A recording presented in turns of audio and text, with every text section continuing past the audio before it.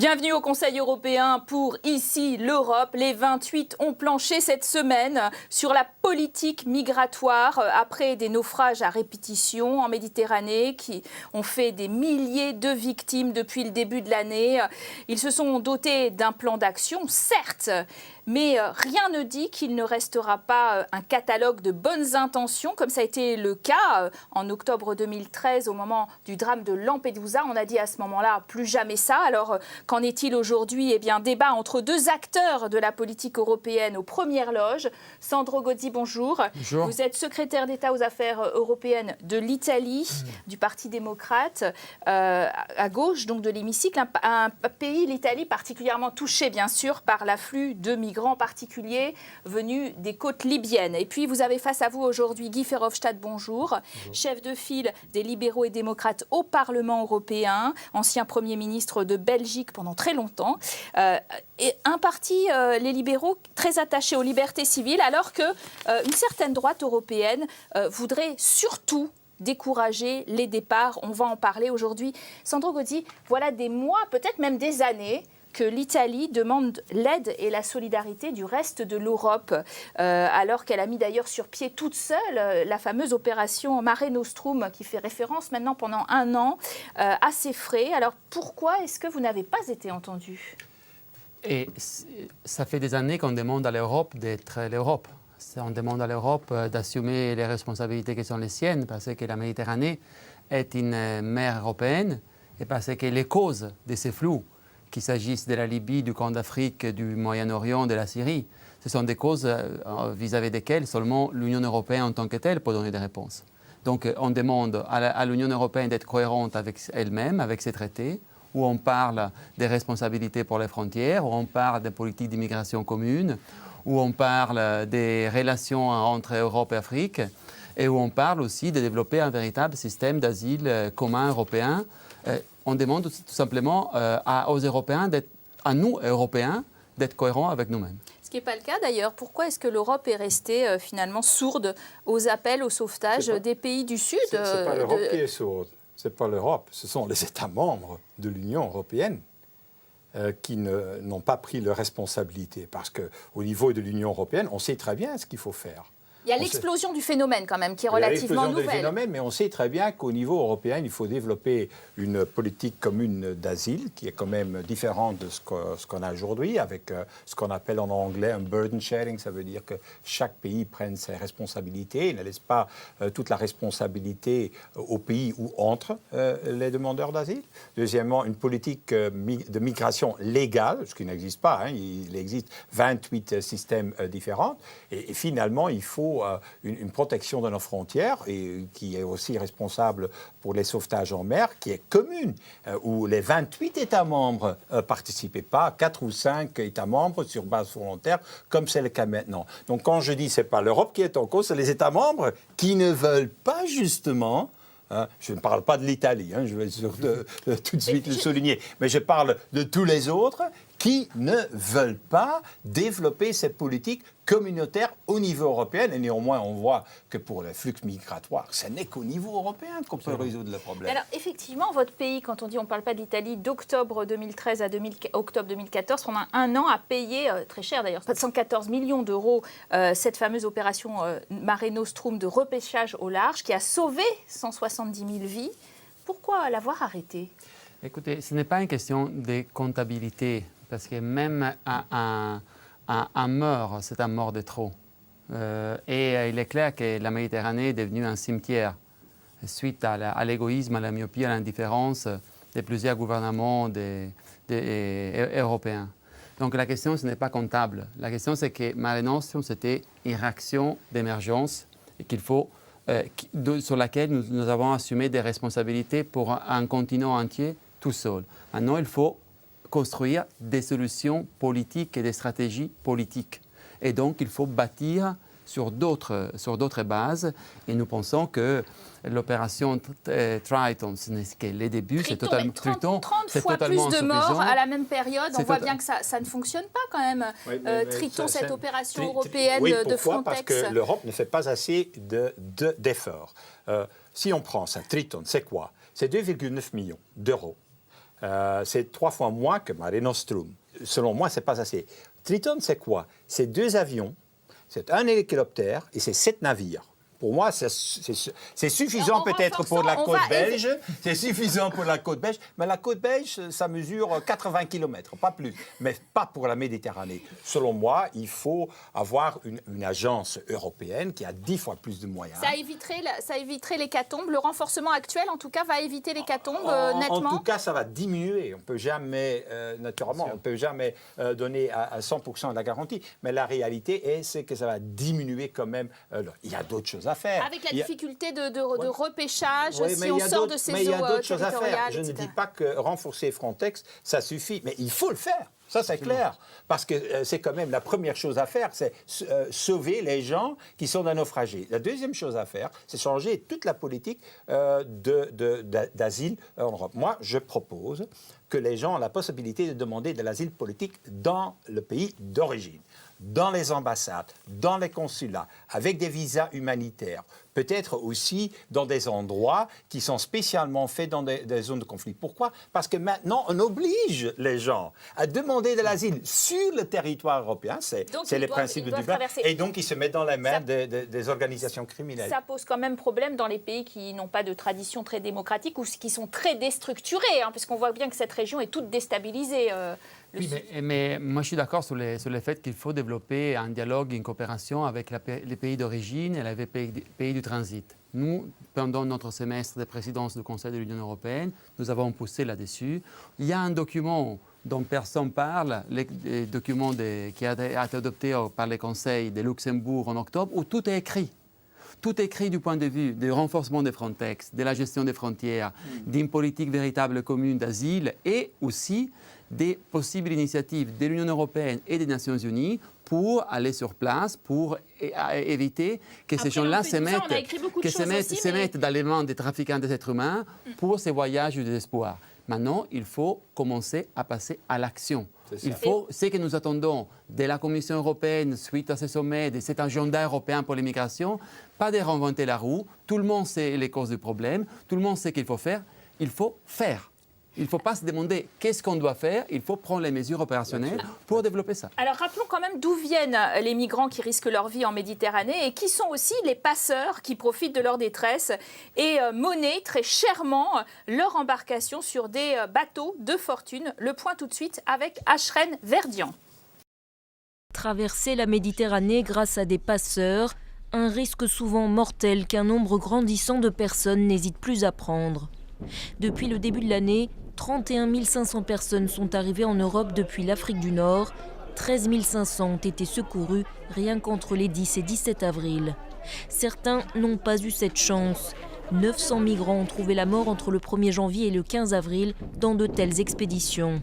L'insécurité et l'instabilité politique qui règnent dans leurs pays d'origine, comme la Somalie ou l'Érythrée, ajoutée au chaos libyen qui favorise ce genre de trafic, explique l'ampleur inédite de ces migrations. Les autorités libyennes se disent débordées. Si les organisations humanitaires et l'ONU ne travaillent pas main dans la main pour nous fournir plus de moyens, nous craignons qu'une crise humanitaire majeure voie le jour. Les trafiquants font embarquer les migrants sur des navires souvent bondés contre de grosses sommes d'argent. Une fois à bord, interdiction de faire marche arrière. Même si certains migrants voient que les conditions météo sont mauvaises ou que les bateaux ne sont pas fiables et qu'ils souhaitent changer d'avis, c'est trop tard. Ils les forcent à monter à bord avec des bâtons, avec des armes. La plupart des migrants arrivés en Italie font état de conditions de voyage déplorables. Oui, en mer, les problèmes, il y en a vraiment beaucoup. Ça va pas du tout. Les bateaux sont petits et il y a plein de gens. 360 personnes parfois dans un bateau, c'est vraiment pas bon. En Europe, de nombreux dirigeants disent vouloir renforcer la lutte contre les trafiquants. Selon de nombreuses organisations humanitaires, cela ne suffira pas à dissuader les candidats à l'exil qui ne voient souvent aucun avenir dans leur pays d'origine. Donc on voit cette problématique des passeurs qui a été très mise en avant, d'ailleurs avec un discours très musclé de certains chefs d'État et de gouvernement. M. Cameron, on pense qu'il faut toujours combattre les passeurs. Pas facile, hein, par exemple en Libye, un pays en plein chaos, avec un gouvernement et une structure optative plus que faible. C'est facile de dire qu'il faut lutter contre les passeurs. C'est moins facile de le faire, peut-être. Non. On peut prendre des actions contre eux, mais encore une fois, si on pouvait demander de l'asile dans les pays d'origine, ça diminuerait en tout cas l'utilisation de ces organisations criminelles pour entrer en Europe. Et deuxièmement, il faut reconnaître, on ne peut plus dire dans l'avenir que s'il y a un conflit en Libye, s'il y a un conflit en Syrie, s'il y a un conflit dans un autre État membre, par exemple de l'Afrique, que ce n'est pas notre affaire. Ce n'est pas juste. On sait aujourd'hui que si quelque chose se passe, par exemple en Syrie, que 3 ans, 4 ans après, ça va retomber sur l'Union européenne parce que c'est un pays dans le voisinage de l'Union européenne. Justement, est-ce qu'avec cette idée d'opération ponctuelle contre les passeurs du côté de la côte libyenne, on n'est pas en train de faire en sorte de faire passer dans l'opinion publique l'idée d'une intervention tout court en Libye? Non, ça fait partie quand même de la réponse. Il est clair que, d'après nous, ce sont des nouveaux esclavagistes. C'est une forme d'esclavage. Même si on doit payer, on sait bien comment ils sont traités, ces gens, pour les obliger à monter sur des bateaux. C'est un crime contre l'humanité. Et il faut que l'Europe intervienne là-dessus aussi, essayant de mener des mesures, de prendre des mesures très dures pour interrompre les trafics des êtres humains et pour interrompre ce qui est un business énorme pour les trafiquants qui sont africains, qui sont libyens, mais qui sont aussi liés au crime organisé européen. Et donc, ça, c'est clair qu'il faut intervenir de façon dure pour éviter qu'ils puissent disposer des bateaux pour amener les immigrés. Mais ça, c'est seulement une partie de la réponse qu'il faut mener, qui doit être dans la réaction d'émergence, mais qui doit être accompagnée par les mesures dont on a parlé, qui sont des réponses stratégiques pour que l'Union européenne puisse finalement assumer ses responsabilités. On sait bien qu'une partie de la droite a quand même reproché aux Italiens d'avoir trop bien fait le travail, finalement, d'avoir repêché trop de monde. Ça créerait un appel d'air, c'est scandaleux de dire ça. Ça veut dire que la droite européenne pense qu'il y a des gens qui meurent dans la Méditerranée, c'est normal. C'est scandaleux. Elle est talonnée par l'extrême droite aussi xénophobe. Hein.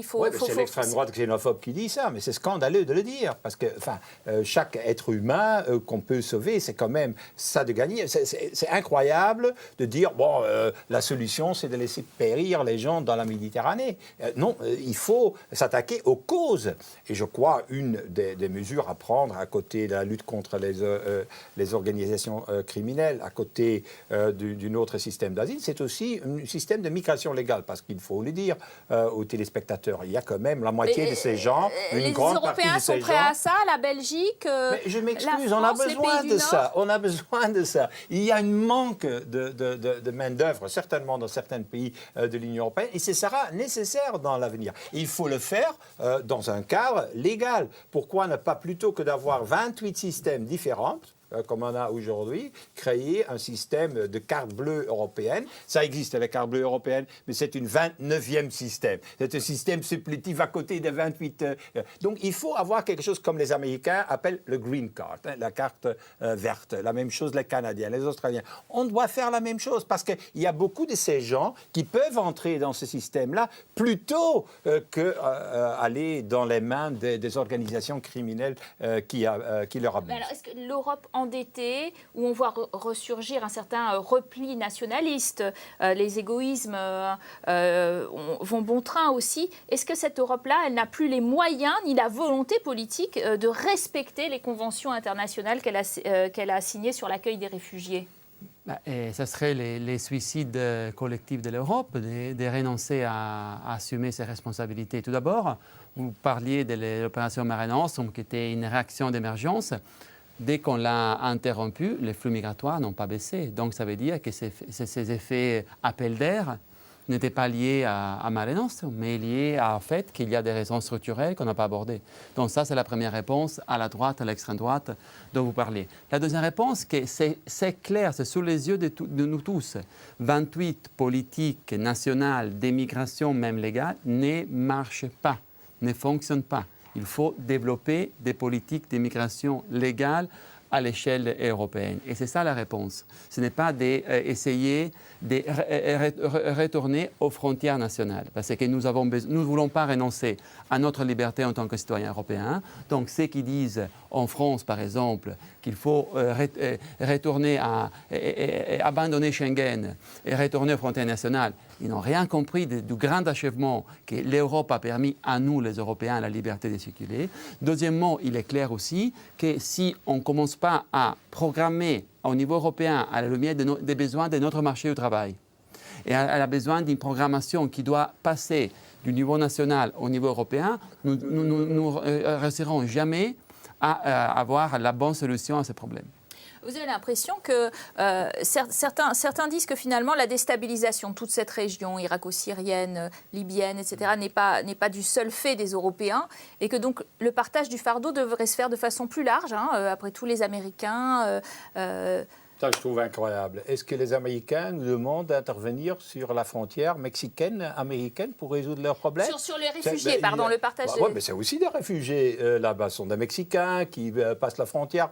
Enfin, je trouve ça incroyable. Quand il y a des problèmes au Kosovo, c'est les Américains qui doivent intervenir. Prenons nos responsabilités. Commençons aussi au niveau, par exemple, de la défense européenne, de prendre nos responsabilités. C'est nous qui sommes responsables. Il ne faut quand même pas à chaque fois demander aux Américains, demain peut-être aux Chinois, aux Indiens, de résoudre nos problèmes. Nous sommes bien capables de le faire. Et ce qui manque, c'est la volonté politique de le faire. Pour conclure très rapidement, messieurs, est-ce que vous avez l'impression, quand vous prendrez votre retraite politique, on va dire, pour donner un temps pas trop long, à moyen terme donc, on aura ce système cohérent et organisé migratoire en Europe?